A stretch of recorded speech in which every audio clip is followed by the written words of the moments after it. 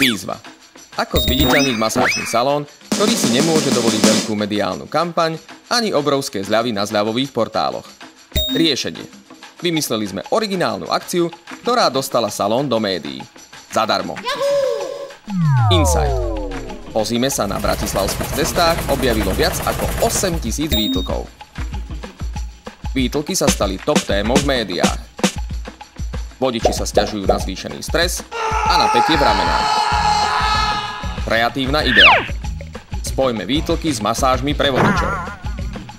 Spustili sme vtipnú akciu s názvom Iba v Anybody z výtlkov niečo vytlčiete. Ku každej masáži sme vodičom po predložení vodičského preukazu pridali intenzívnu masáž ramien zadarmo. Akciu sme vyhlásili na internete. Okamžite sa začala šíriť a zožala obrovský úspech. O pár dní sa z hitu na internete stala témou v médiách. Aj katastrofálny stav našich ciest sa dá marketingovo využiť. Pri jazde pomedzi výtlky a jamy netrpí len auto, ale aj zdravie vodiča. No a práve na tom postavil svoju kampaň jeden masážny salón. Ako bonus k štandardnej masáži ponúkajú vodičom aj niečo navyše. Pri kľúčkovaní pomedzi výtlky trpí psychika aj telo vodiča. V tomto bratislavskom masážnom salóne sa rozhodli využiť následky zlého stavu ciest na oslovenie klientov. Prihlásili sa stáli, samozrejme, to už viac menej takej recesie, že dostanú teda niečo navyše, ale sú aj noví. Stačí, ak predložíte vodičský preukaz a dostanete k bežnej službe ešte bonus.